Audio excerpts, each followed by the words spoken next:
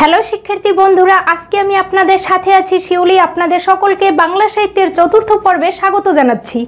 গত পর্বে আমরা বাংলা সাহিত্যের অন্ধকার যুগ নিয়ে বিস্তারিতভাবে আলোচনা করেছি।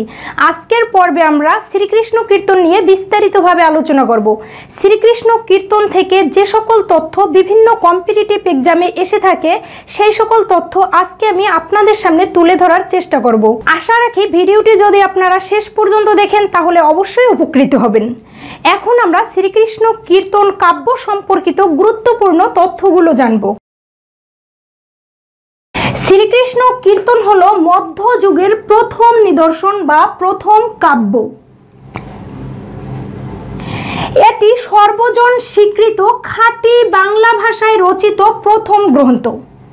শ্রীকৃষ্ণ কীর্তন কাব্যটি একক কবির রচনা হিসেবে প্রথম গ্রন্থ। শ্রীকৃষ্ণ কীর্তন কাব্যটি বাংলা সাহিত্যের দ্বিতীয় গ্রন্থ। এখানে আমরা বিশেষভাবে মনে রাখব শ্রীকৃষ্ণ কীর্তন কাব্যটি হচ্ছে বাংলা সাহিত্যের, আবারও বলছি, বাংলা সাহিত্যের দ্বিতীয় গ্রন্থ, কারণ বাংলা সাহিত্যের প্রথম গ্রন্থ হচ্ছে চর্যাপদ। কিন্তু যদি আসে মধ্যযুগের প্রথম গ্রন্থ কোনটি, তাহলে কিন্তু উত্তর হবে শ্রীকৃষ্ণ কীর্তন।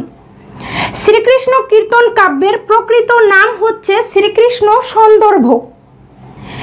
এটি পয়ার ও ত্রিপদী ছন্দে রচিত। খুবই গুরুত্বপূর্ণ একটি কোশ্চেন, শ্রীকৃষ্ণ কীর্তন কাব্যটি কোন ছন্দে রচিত?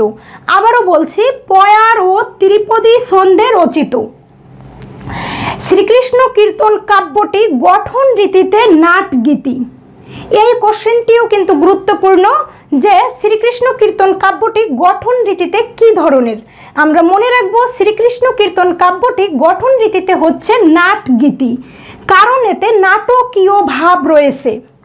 শ্রীকৃষ্ণ কীর্তন কাব্যের রচয়িতা হচ্ছেন বড়ু চণ্ডীদাস। বড়ু চণ্ডীদাসের প্রকৃত নাম অনন্ত বড়ু বা অনন্ত বড়ুয়া। ডক্টর মোহাম্মদ শহীদুল্লাহর মতে বড়ু চণ্ডীদাসের জীবনকাল হচ্ছে 1370 থেকে 1433। বড়ু চণ্ডীদাস বাসুলি দেবীর পূজা করতেন। বিশালাক্ষী দেবীর অপর নাম হচ্ছে বাসুলি দেবী। বড়ু চণ্ডীদাস জন্মগ্রহণ করেন বীরভূম জেলার নান্নুর গ্রামে, আবার কেউ কেউ বলেন বাঁকুড়া জেলার সাতনা গ্রামে, কারণ এই দুই জেলাতেই বাসুলি দেবীর মন্দির পাওয়া যায়, আর সেটা থেকেই ধারণা করা হয় এই দুইটা স্থানের যে কোনো একটি স্থানে বড়ু চণ্ডীদাস জন্মগ্রহণ করেন। শ্রীকৃষ্ণ কীর্তন কাব্যে মোট খণ্ড রয়েছে 13টি, মোট পদসংখ্যা রয়েছে 418টি এবং সংস্কৃত শ্লোক রয়েছে 161টি।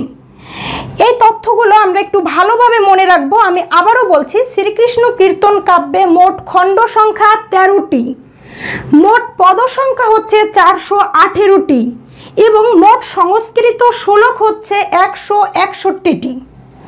শ্রীকৃষ্ণ কীর্তন কাব্যের মুখবন্ধ লেখেন রামেন্দ্র সুন্দর ত্রিবেদী।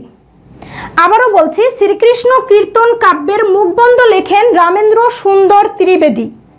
পুঁথির লিপিকাল বিষয়ে নিবন্ধ লেখেন রাখাল দাস বন্দ্যোপাধ্যায়।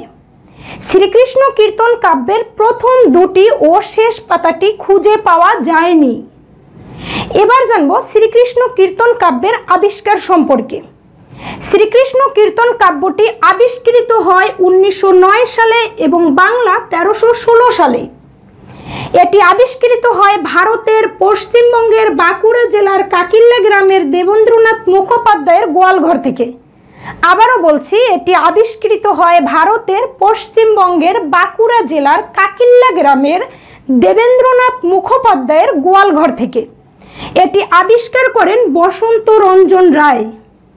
গ্রন্থটি প্রকাশ করা হয় 1916 সালে, বাংলা 1323 সালে। এটি প্রকাশ করা হয় বঙ্গীয় সাহিত্য পরিষদ থেকে শ্রীকৃষ্ণ সন্দর্ভ নামে। খুবই গুরুত্বপূর্ণ একটি কোশ্চেন, শ্রীকৃষ্ণ কীর্তন কাব্যটি কোথা থেকে প্রকাশ করা হয় এবং কি নামে? আবারও বলছি, শ্রীকৃষ্ণ কীর্তন কাব্যটি প্রকাশ করা হয় বঙ্গীয় সাহিত্য পরিষদ থেকে শ্রীকৃষ্ণ সন্দর্ভ নামে। বসন্ত রঞ্জন রায়ের উপাধি হচ্ছে বিদোদল্লভ। তার এই উপাধি দেন নবদ্বীপের ভুবন মোহন। বসন্ত রঞ্জন রায় কলকাতা বিশ্ববিদ্যালয়ের বাংলা বিভাগের অধ্যাপক এবং পুঁথিশালার অধ্যক্ষ ছিলেন। আবারও বলছি, বসন্ত রঞ্জন রায় কলকাতা বিশ্ববিদ্যালয়ের বাংলা বিভাগের অধ্যাপক এবং পুঁথিশালার অধ্যক্ষ ছিলেন। এবার আমরা শ্রীকৃষ্ণ কীর্তন কাব্যের যে 13টি খণ্ড রয়েছে সেই খণ্ডগুলোর নাম এবং শ্রীকৃষ্ণ কীর্তন কাব্যের চরিত্রগুলো সম্পর্কে জানব। শ্রীকৃষ্ণ কীর্তন কাব্যের 13টি খণ্ডের নাম হলো জন্মখণ্ড, তাম্বুলখণ্ড, দানখণ্ড, নৌকাখণ্ড, ভারখণ্ড, ছত্রখণ্ড, বৃন্দাবন খণ্ড, কালিয়া দমন খণ্ড, যমুনা খণ্ড, হাড়খণ্ড, বানখণ্ড, বংশীখণ্ড এবং বিরহ খণ্ড। বিরহ খণ্ডকে রাধা বিরহ খণ্ডও বলা হয়।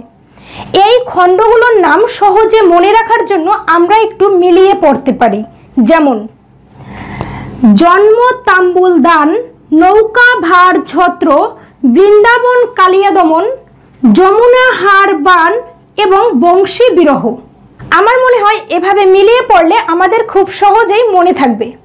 এবার আমরা শ্রীকৃষ্ণ কীর্তন কাব্যের চরিত্রগুলো জানব। চরিত্রগুলো হচ্ছে কৃষ্ণ, রাধা, বরাই, বাসুদেব, দেবকী, কংসরাজা, নন্দগোপ, যশোদা, সাগরগোয়ালা, পদ্মা, আয়ান ঘোষ, বিষ্ণু, লক্ষ্মী, মদনদেব, ললিতা, বিশাখা, চন্দ্রাবলী, জটিলা এবং কুটিলা। তবে প্রধান চরিত্র হচ্ছে 3টি, কৃষ্ণ, রাধা এবং বরাই।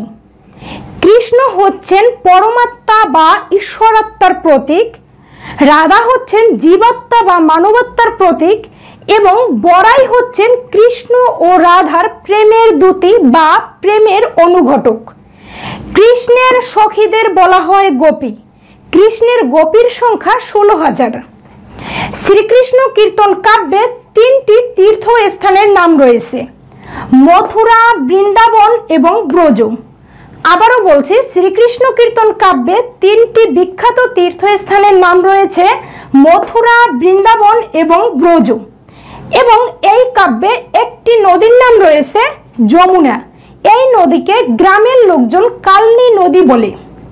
তাহলে বন্ধুরা, শ্রীকৃষ্ণ কীর্তন কাব্য নিয়ে আজ এ পর্যন্তই। আগামী পর্বে আমরা বৈষ্ণব পদাবলী নিয়ে বিস্তারিতভাবে আলোচনা করব।